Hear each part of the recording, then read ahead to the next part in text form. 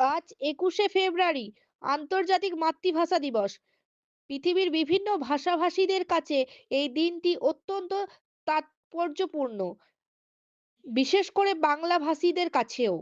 অন্যান্য জায়গার সাথে সামঞ্জস্য রেখে শান্তিনিকেতন ২১শে ফেব্রুয়ারি আন্তর্জাতিক মাতৃভাষা দিবস পালন করা হয়। এদিন সকালে বিশ্বভারতীতে প্রভাত ফেরি শুরু হয়। আমার ভাইয়ের রক্তে রাঙা ২১শে ফেব্রুয়ারি। উপস্থিত ছিলেন বিশ্বভারতীর ভারপ্রাপ্ত উপাচার্য বিনয় কুমার সরেন, বিশ্বভারতীর ছাত্রছাত্রী, অধ্যাপক, কর্মীরাও। বাংলাদেশের ছাত্রছাত্রীরা ২১শে ফেব্রুয়ারি সকালের অনুষ্ঠানে অংশগ্রহণ করেন প্রভাত ফেরির মধ্যে দিয়ে।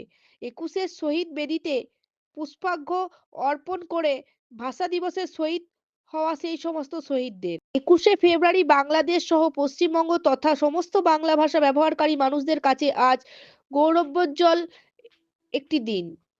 এই বিশেষ দিনটি আন্তর্জাতিক মাতৃভাষা দিবস হিসাবেও সুপরিচিত। বাঙালি জনগণের ভাষা আন্দোলনের এক মর্মান্তিক ও গৌরবোজ্জ্বল স্মৃতি বিজড়িত একটি দিন হিসাবে এটি চিহ্নিত করা হয়েছে।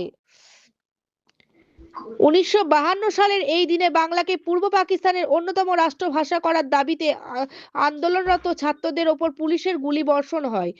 তরুণের রক্ত রাঙা হয়ে এই আন্দোলন। তাদের মধ্যে অন্যতম হলো রফিক, জব্বার, শফিউল সালাম, বরকত সহ অনেকেই। তাই এই দিনটি শহীদ দিবস হিসাবে চিহ্নিত হয়ে আছে।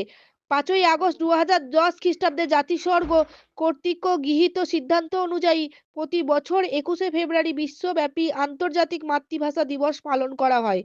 অমর ২১শে শান্তিনিকেতন এদিন দিনভর নানান অনুষ্ঠানের মধ্যে দিয়ে বিশেষ মর্যাদার সাথে পালন করা হচ্ছে আন্তর্জাতিক মাতৃভাষা দিবস। কাজী আমিনুল ইসলামের রিপোর্ট, শান্তিনিকেতন।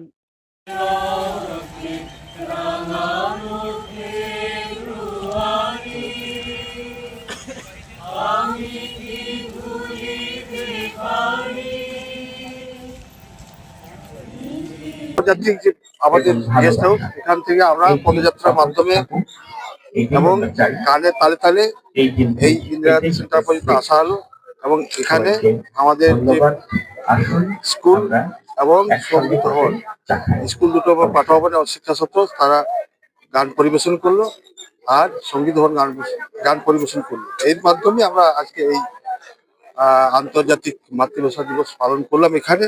কিন্তু পরবর্তীকালে ভাষা ভবনে আবার একটা সেমিনার আছে, সেই সেমিনারে কিন্তু ওখানে বিভিন্ন বক্তা, সাথে সাথে গানের অনুষ্ঠানও আছে।